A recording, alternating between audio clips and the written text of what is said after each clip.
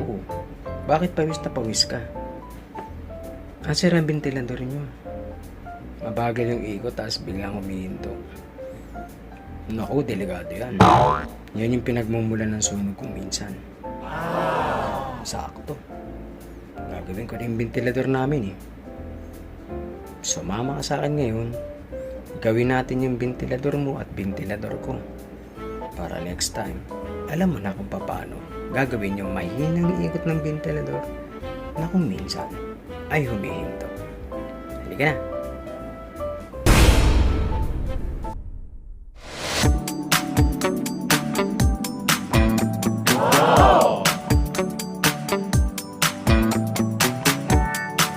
Oh, so sexy.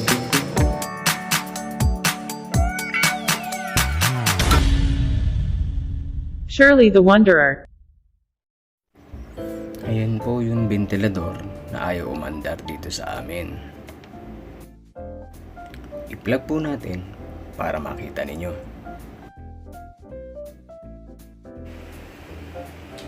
Ikutin natin ngayon yung speed dial po para makita nyo hindi siya umaandar. Kahit na nakasaksak. Narito po ang mga kailangan natin sa ating paggawa. Panghina, lead or tingga, 60 by 40 po ang bilhin nyo. Soldering paste, Phillips screwdriver po,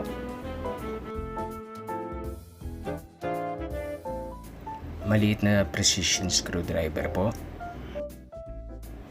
at isang shrinkable tube na pang-insulate natin mamaya. Okay, we will start by dismantling the electric fan. Tanggalin po natin yung takip. Ayan, may mga latch po sa gilid dyan. Ayan, usually ganyan.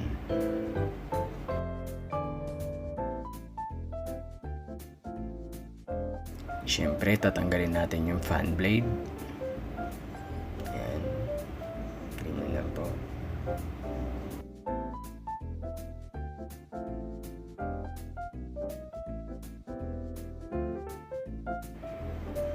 Ayan. Tatanggalin po natin pati itong takip na sa likod. Ayan. Pagsamasamahin nyo lang po sa isang lugar yung mga tinatanggal nyo para mas madali nyo siya ma-access mamaya pag buo natin ulit.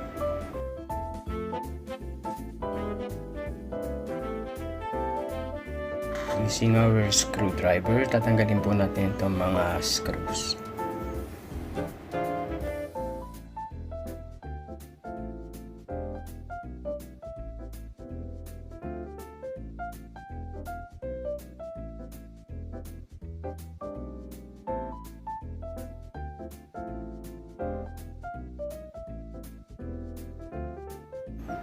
Matapos po natin tanggalin yung screw, pwede na po natin itabi yung takip.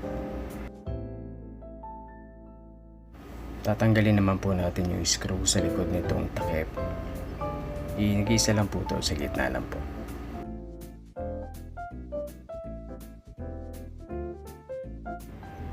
Pagkatapos po natin tanggalin yung screw sa likod, kunin natin yung ating small precision tools. Yan po, screwdriver po yan. Yan po yung panghihiklat natin dito. Yan, dito po. Kasi mahirap pong tanggalin yan. So, meron kayong makikita dyan na maliit na slot. Ihiklatin nyo lang po. Yan.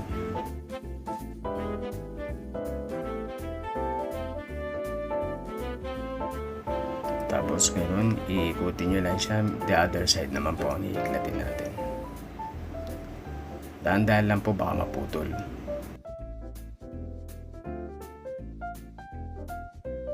Tapos, i-press down nyo lang po yung oscillating switch para mahugot nyo na yung takip.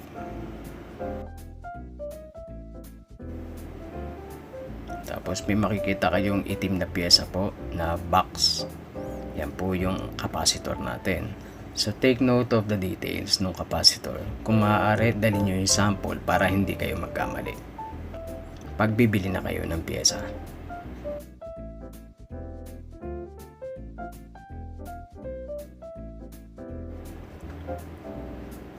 Tanggalin po natin yung ating capacitor. Meron pong tornilyo yan. Tatanggalin nyo po yan.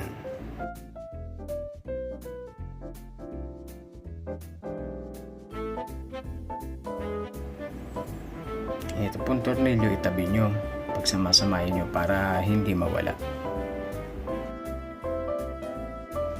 Pwede na po nating putulin itong wire ng capacitor since ito naman po ay papalitan natin. Puputulin na po natin yung wire ng ating capacitor.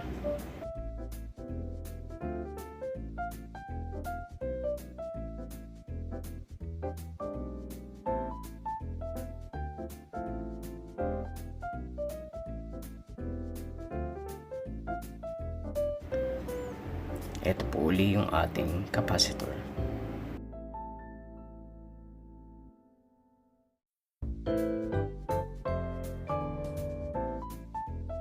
Nakabili na po tayo ng spare parts kanina. Ito po yung nabili natin yung sa kanan. So tingnan nyo yung details nila, parehas po.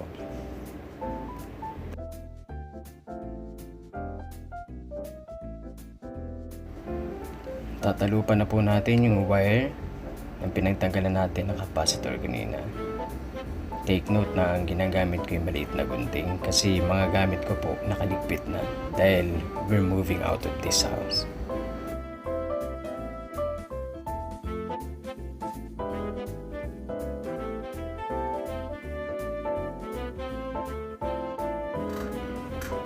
Maglalagay po muna tayo ng ating shrinkable tube para sa insulation. So hatiin lang po natin to kasi sobrang haba naman to sa ating lalagyan.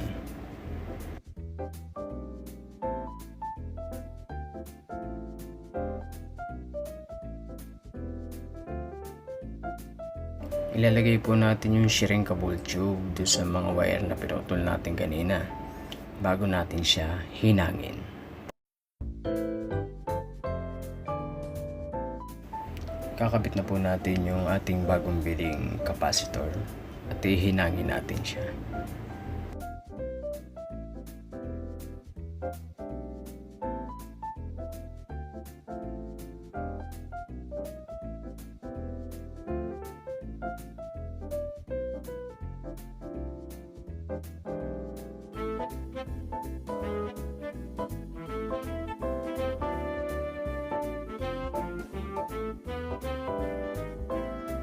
Just make sure po na ilalagay nyo yung panghihinang sa safe na lugar. Tapos tabi na natin yung ating tingga at yung ating soldering paste.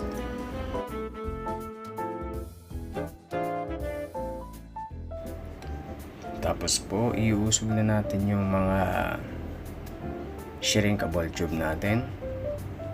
Tatakpan po natin yung exposed na wire or yung ating pinaghinangan. After po natin matakpan yung ating mga wire na na-expose, kailangan po nating i-shrink na yung ating shrinkable tube gamit ang isang lighter.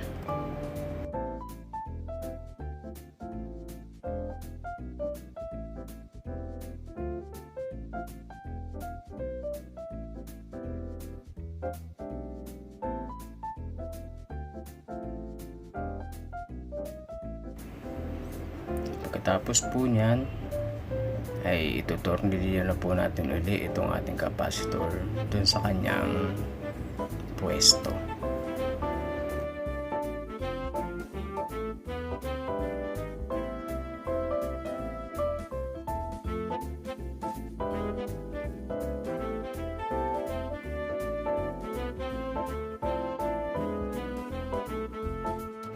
Maglalagay na po tayo ng konting langis doon sa bushing ng ating ventilador.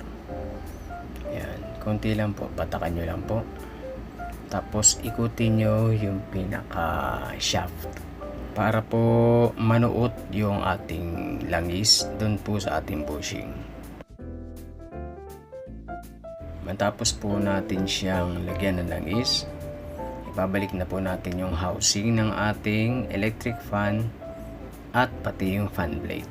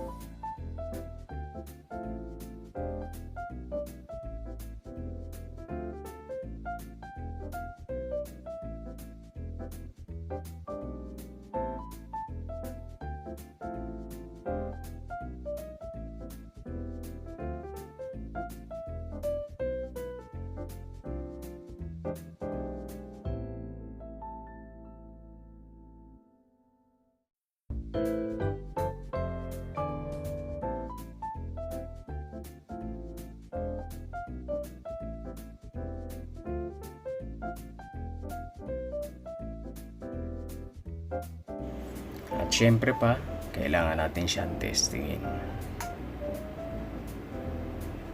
At ayan na po, umiikot na at umaandar ang ating electric fan. Marami pong salamat sa pagsama sa akin sa vlog na ito. Sana natuto kayo kung paano magpalit ng capacitor at maglagay ng langis sa bushing ng ating electric fan. Ang vlog na ito ay ginawa ko para sa aking darling na si Shirley the Wanderer. Ako ang iwan lingkod, Von45, na nagsasabi sa araw na ito. Itong araw na ito po ay aming 6-month anniversary ng darling Shirley ko. Happy 6-month anniversary ng darling Shirley, at patuloy kitang mamahalin hanggang eternity. So bye guys, magmahalan tayo at lagi tayong maging masaya. Bye bye.